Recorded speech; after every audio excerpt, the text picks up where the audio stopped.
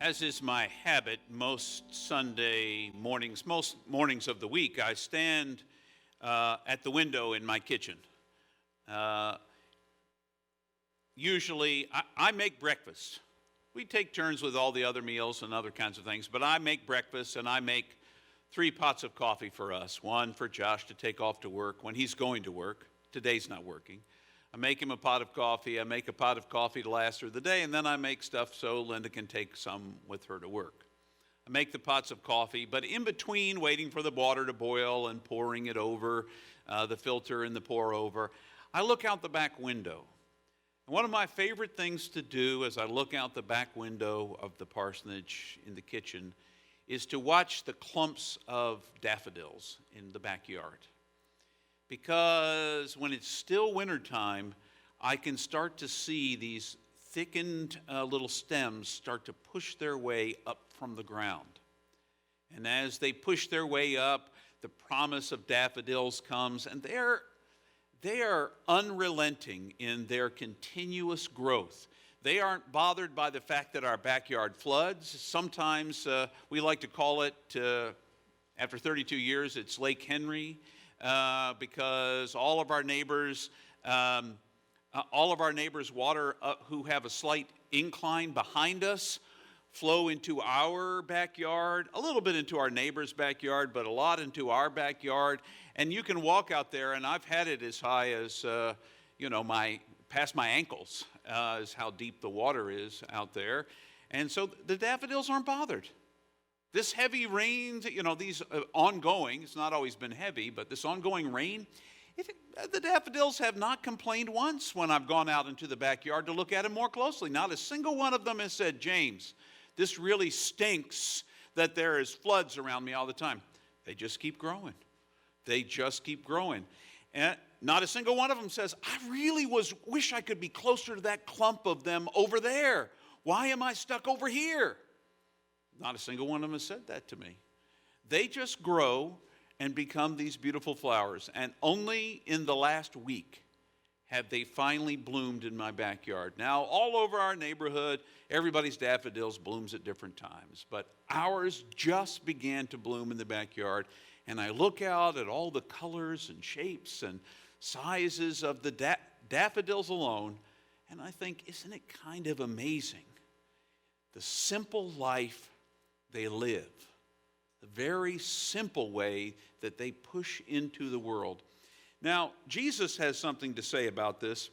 Paul does a similar thing, and we'll talk about Paul in a moment. But we're going to start with something that Jesus has to say in the Gospel of Luke. He says this.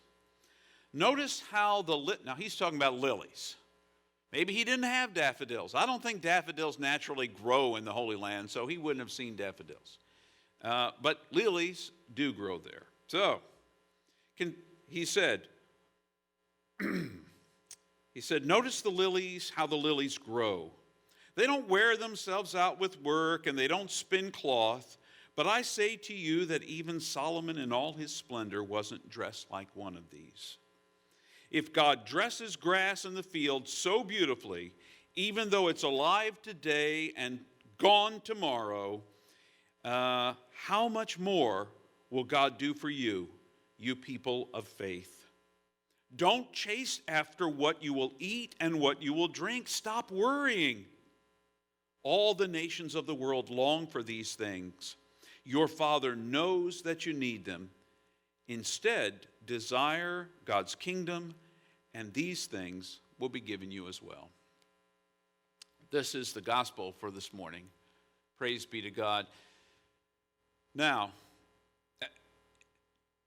desiring the kingdom doesn't seem to make everyone in the world able to eat. People are starving to death all the time. There's the danger of famine now in Sudan because the war has gotten so bad that supplies and growth of food is bad. I didn't realize it until recently as I was reading about the gradations of food challenges, all the way from, there are 5 different levels of the ability to access food. One is you have plenty of it and you've got access to all that you need. 5 is you're dying off because there's nothing available to you. And there's a range in between. Food insecure begins at 2 and works its way down. We have lots of people who are food insecure just in our own neighborhood.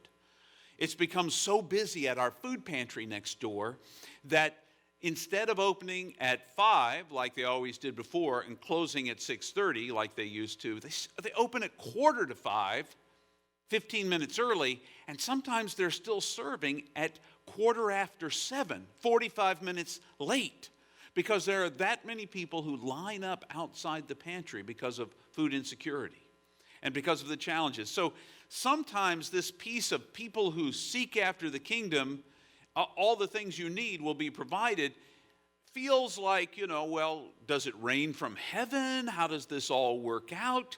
I need to take care of myself, because clearly God is not going to do that. And in America, we have taken that to the extreme. It's not just that we need to get enough, but I need more. No matter how much I have, it's not enough. There's got to be more. More room, more stuff, more books. I'll be the first to admit to you right now, I have so many books that it's embarrassing to me. No, it's not really. Okay, I'm just going to lie. That was a lie. That was a terrible lie. I should be embarrassed maybe, but I'm not embarrassed. Except recently, I went into the basement, I found a box of books. A box of books I have not opened since I moved into the parsonage 32 years ago. 32 years, there's a box. I opened the box of books.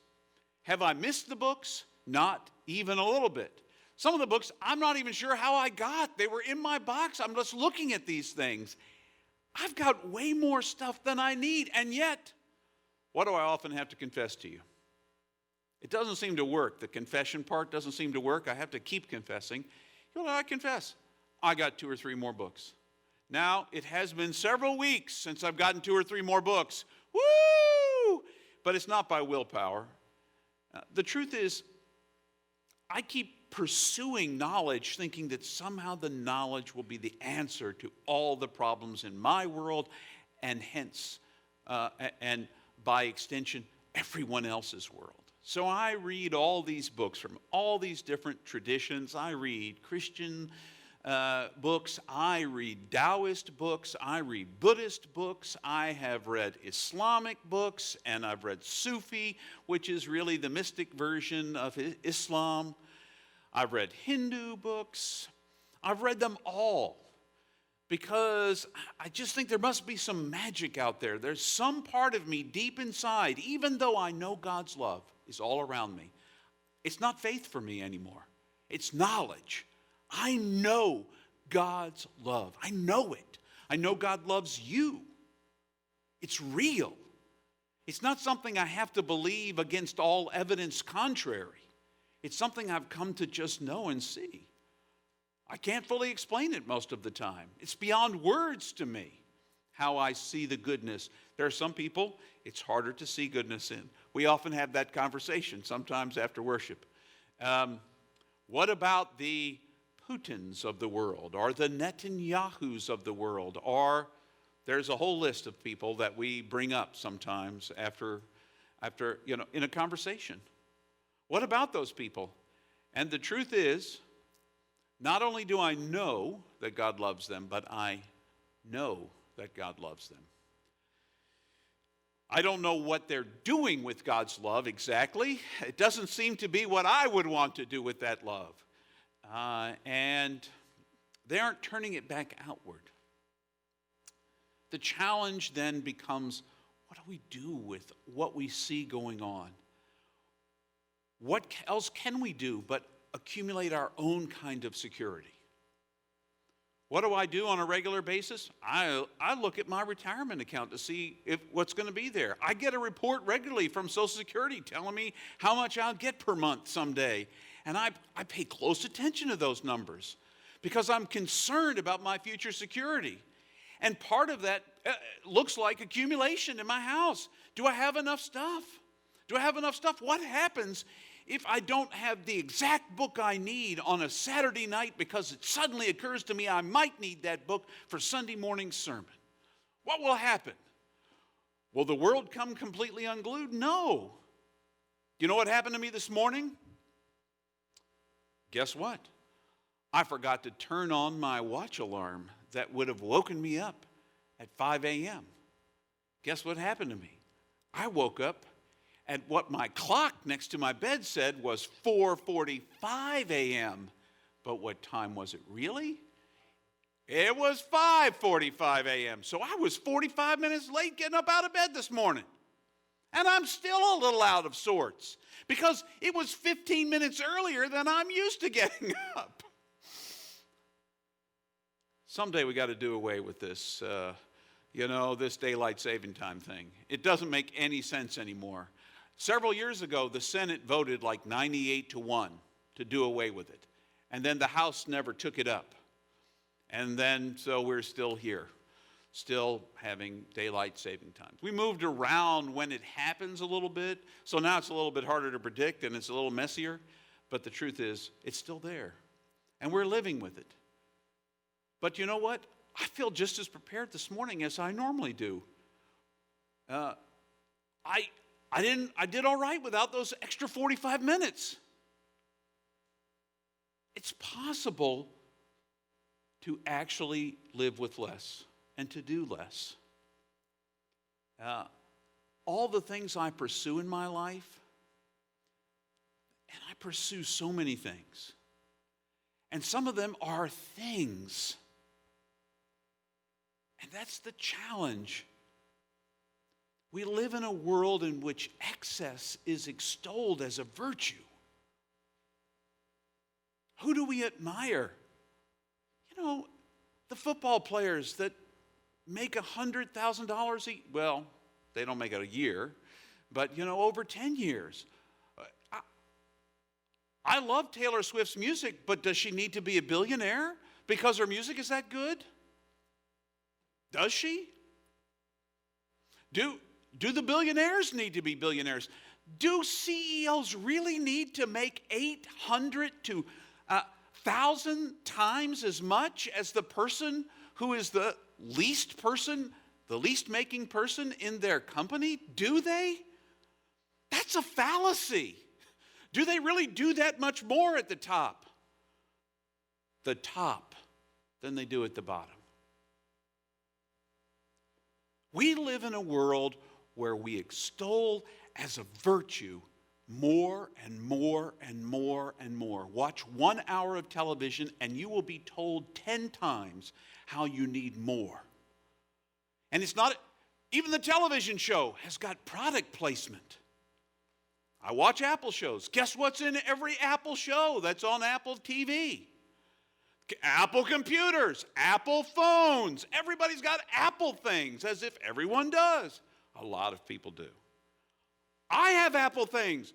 I have 2 Apple phones. One, the St. James phone. One, my personal phone, right over there, sitting on my couch.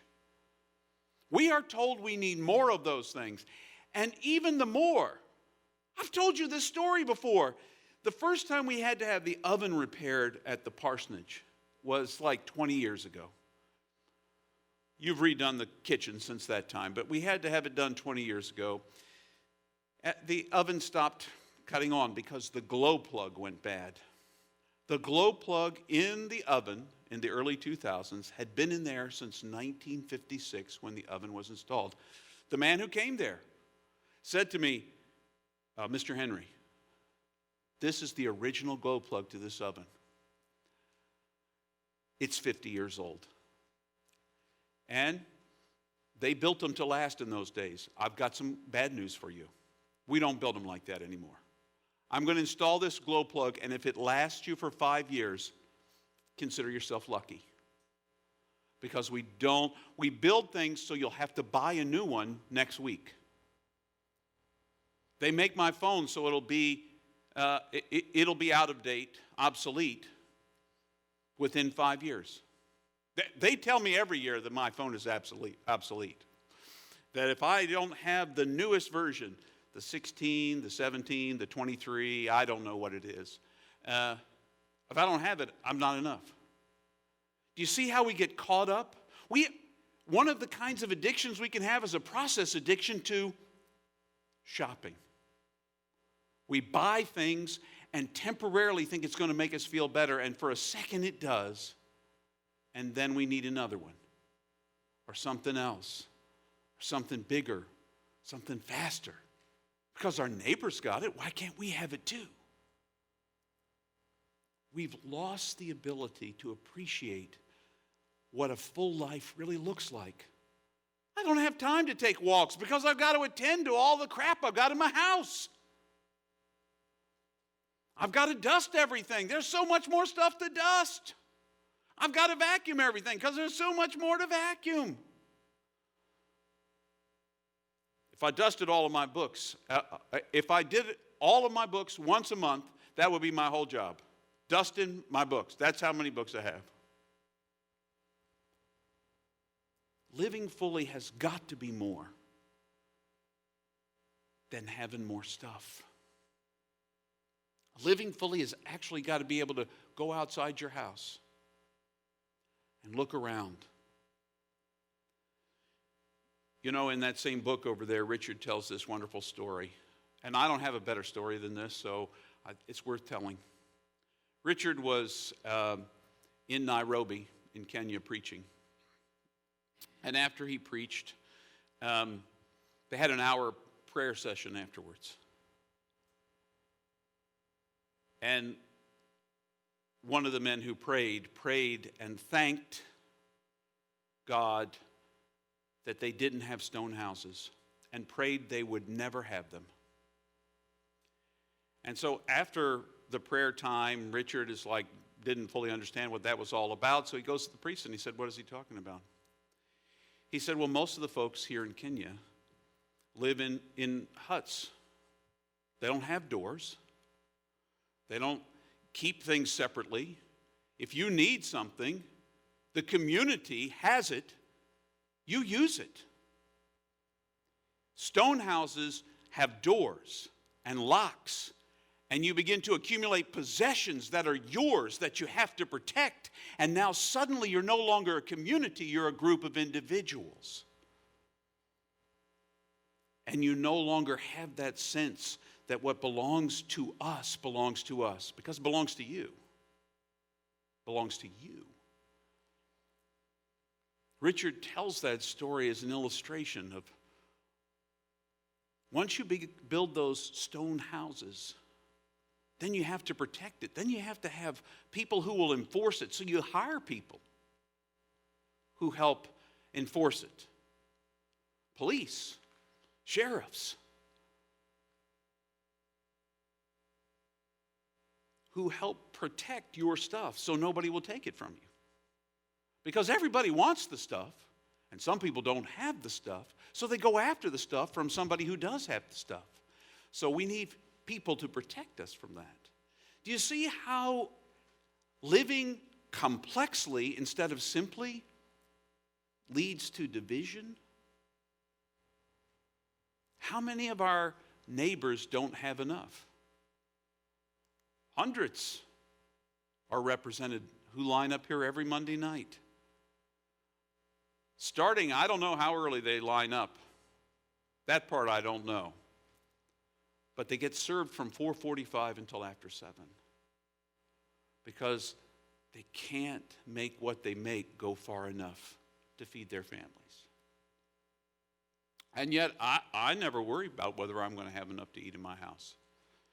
Heck, if I was willing to eat some of the things that we have in our cabinet, which I don't even know why we have. You know, you get those impulse purchases, you buy them, you think you'll use it in some kind of dish, and it's like 2 months, 2 years later, you're looking at that can and thinking, what was I going to do with that? I'll have to find something to do with it. When my neighbors are hungry, when my neighbors are stretched to their very limit. It's a wonderful book I love by Tilden Edwards called Living Simply So Others Might Simply Live.